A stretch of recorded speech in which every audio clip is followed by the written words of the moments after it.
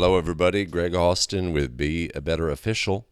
This is our first preseason video for National Federation of High School rules changes and points of emphasis.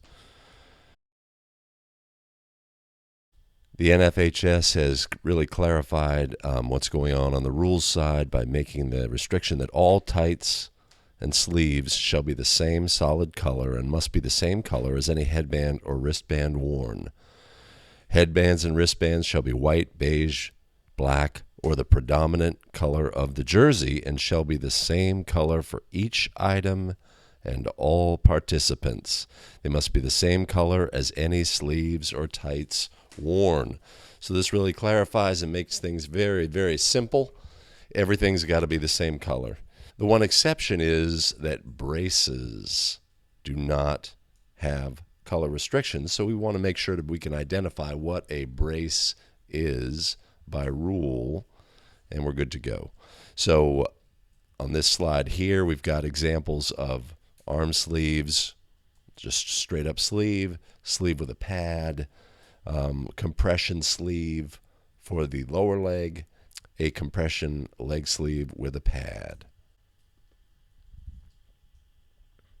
It's up to us to determine what is considered a brace. The general guidelines are a brace is defined as anything that contains hinges and or straps or an opening over the kneecap. Typically, a knee brace may have hinges here, straps here, opening on the knee, yes, no. It could be as simple as this structure here. But just to review, any arm sleeves, tights, knee pads, sleeves, anything worn on the arm and or leg is a sleeve except a knee brace and shall meet the color restrictions. Simple, straightforward. Just to review, headbands. Headband is anything that goes entirely around the head. Could be pre-wrap, an elastic band. New this year, headbands with extensions, the famous Skylar Diggins look. Headbands with extensions, not legal in high school. Review of hair control devices. Hair control device is anything that goes around hair, but not the head. No color restrictions on hair control devices. A team could have 12 players wearing these 12 scrunchies as hair control devices. Legal. Something with a hair control device that contains hard items, illegal.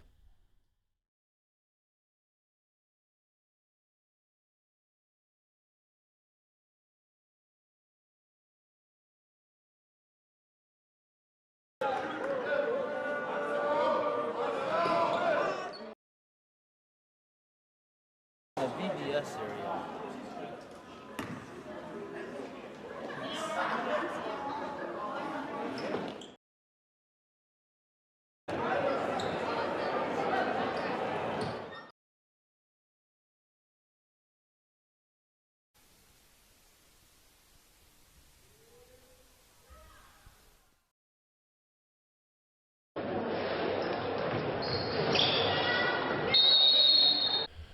A point of emphasis this year is protecting the free throw shooter, and there are new restrictions and rules. New this year, opponents of the thrower and teammates of the thrower are not allowed to violate the semicircle that the free thrower shoots from. Defenders are not allowed to cross plane of the free throw line prior to the ball contacting the ring or the backboard. It is also a foul if the opponent of the thrower crosses the line and contacts the thrower, and that contact is more than incidental. That is a foul.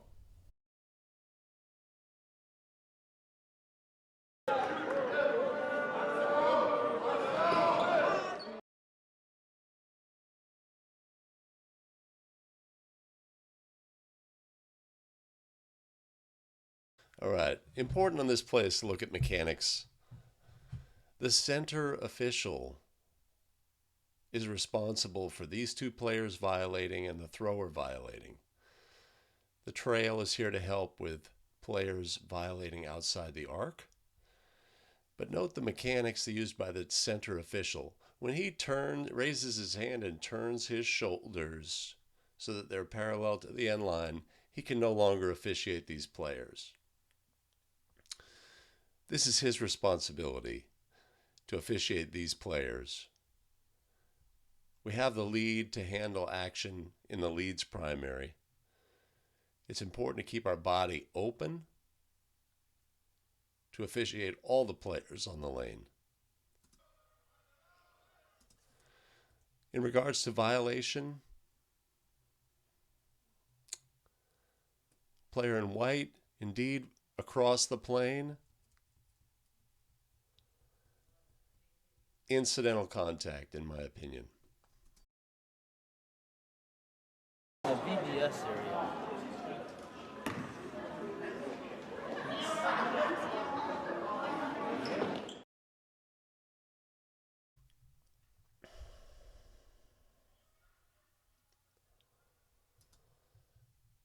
That's a fantastic pre-shot routine. Before the ball contacts the ring, the player in white violates, crosses the plane, and contacts the thrower. This clip cuts off here, but there's displacement on this play, and we have basically a backside of the white player contacting a, shall we say, defenseless free throw shooter. My personal opinion is this is exactly what the National Federation of High School is looking to clean up. Violation, displacement.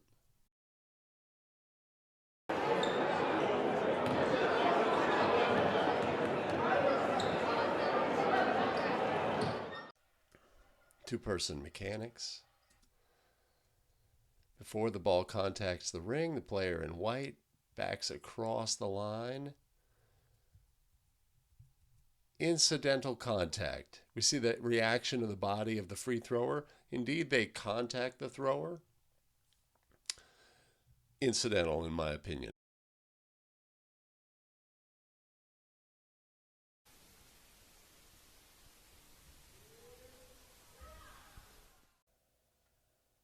Three-person mechanics.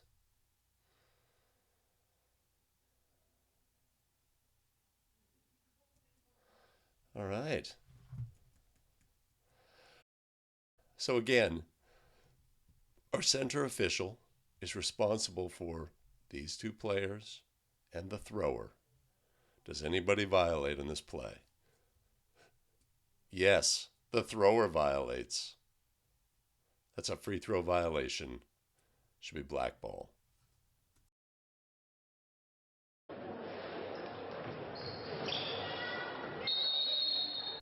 So on this play, prior to the ball contacting the ring, the defender, the opponent of the thrower, clearly crosses the free throw plane. This is a delayed violation. Subsequently, the contact, the displacement on the free throw shooter is more than incidental on this play and is a foul. Since the free throw missed, we would penalize in the order of occurrence. We have a delayed lane violation. We're going to have a substitute throw. And then, depending on the result of that, we would then penalize the foul on the opponent of the thrower. And black would either have bonus free throws or the ball at the end line.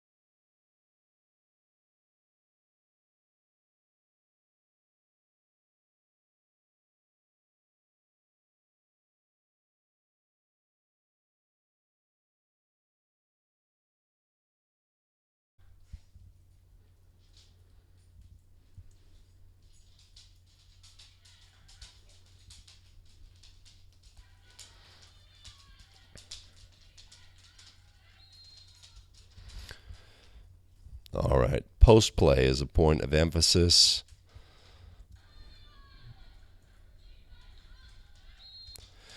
Clear displacement by the defender in the post. Simple basketball play. Identify this early and call the foul.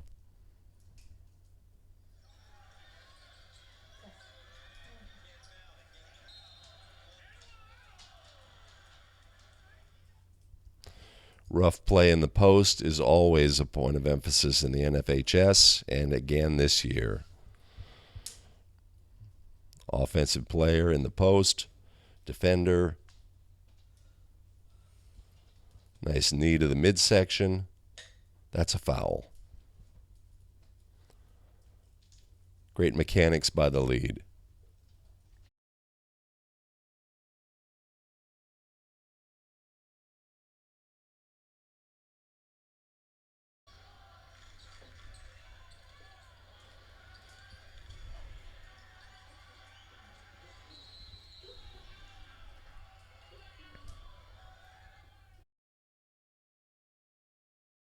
On this play, this is a very interesting play. Lead is off screen over here. We have the center picking up this action here, and yet the trail continues to officiate that. Our first foul on this play occurs at the elbow over here. There's a subsequent foul at the elbow over here, and then Mortal Kombat hand fighting by the two post players over here. There's our first foul by Red, bumping the cutter off their line. Not officiated by the lead. Trail is still officiating here. Second foul occurs here by the red post player. This action is picked up. Lead now coming across. Now we've got hand fighting.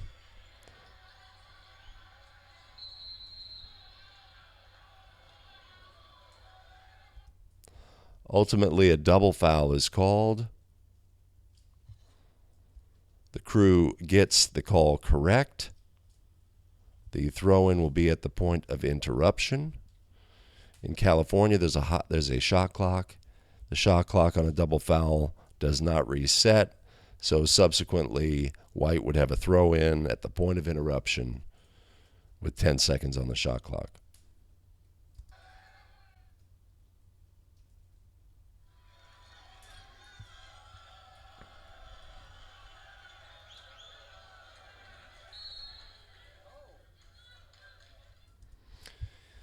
Clean up in the post. Smaller player for White. Clear displacement with the lower body. Get that play.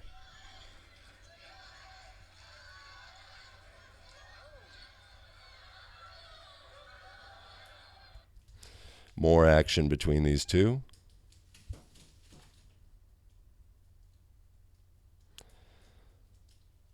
We have an off-balance White player, possibly assisted by Blue to the floor. Get her out of the way. This action in the post needs to be addressed.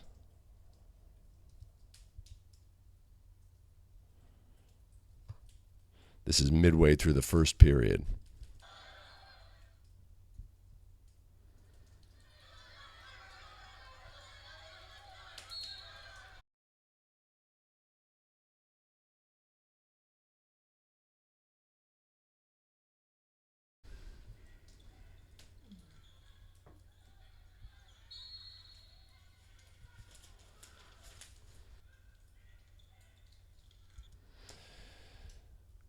Lead on this play picks up the post action. Clearly a foul by Green. Ruled a foul by the lead. Correctly called. Excellent mechanics at the spot of the foul. Moves quickly to the reporting area. One hand reporting.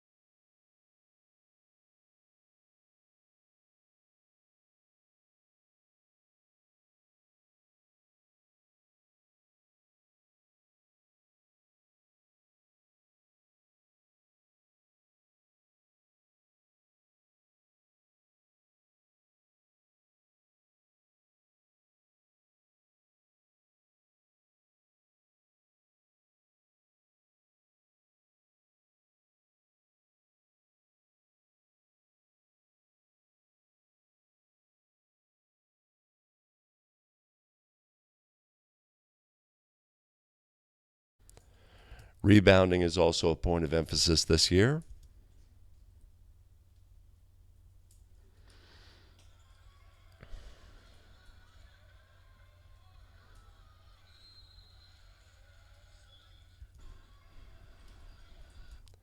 As lead, it's important to identify what I call party crashers, players from the perimeter who are moving in quickly to contest a rebound. These players are prone to displace players with position inside. That's what occurs on this play.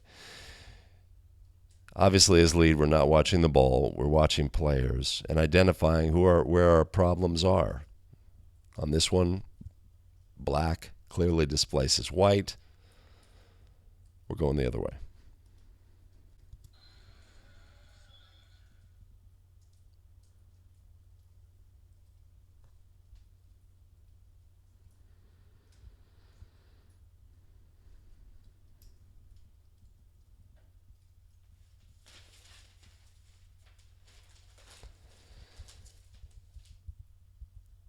Again, a play we can really look at the mechanics of the crew. There are 2 fouls on this play, and both are missed.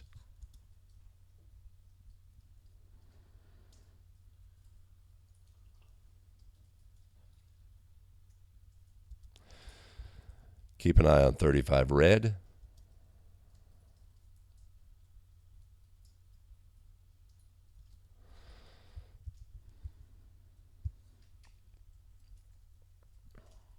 Great look by the C. Lead rotates. Push off. Foul. Both are not called. Let's take a closer look at this play. The lead moves quickly and rotates. I would say the lead is too close to this play. There's room behind him to back up. His head is up. His head is down. His head is up. And this action is missed. It's not his responsibility. Maybe a step wider and back a little bit would give him better perspective on the play. Just a thought. Let's watch the center, new trail. She's in great shape. Walks out of her look. Would have been better served to just stay here and might have caught the action by 35 red.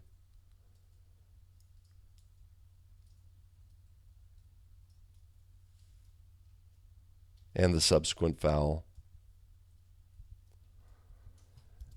Center official seems to be in great shape, but both fouls were missed.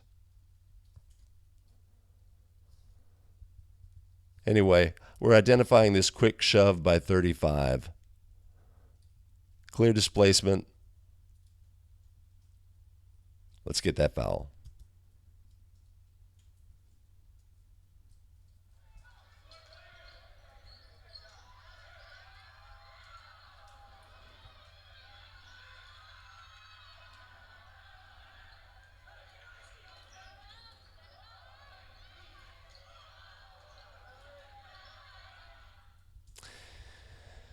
Is there a foul on this play? I don't know that there is.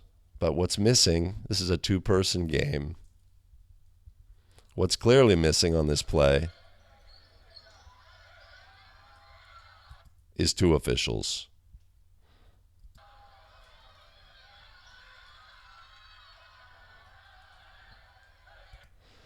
Ultimately, the trail joins the party. Could have been there earlier. Gets a good look at the 3-point shot, but is drifting. Again, for subsequent rebounding action, we want to be there. We want to be in a lower position, able to officiate. The lead has gotten himself in the quicksand position. I call this the I formation by a crew. Not necessarily the best look for rebounding action. So positioning is obviously critical for officials. Rebounding action deserves 2 officials. Subsequent play here, right? The ball goes away into the lead's primary. Trail drops down into a lower position. Excellent position for rebounding action.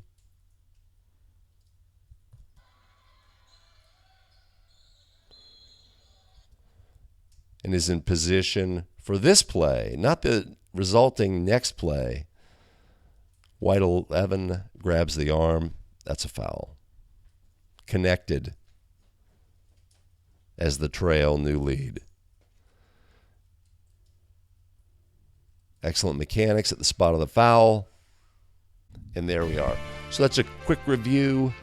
Again, points of emphasis for 2015-16. Post play, rebounding, protecting the free throw shooter, and the use of NFHS approved signals and mechanics. This has been video number 1 of the 2015-16 season. We'll produce 3 videos in total. As always, share. Share this video with any other officials you think could benefit from it. If it had value for you, give us a like and subscribe below. Have a great day.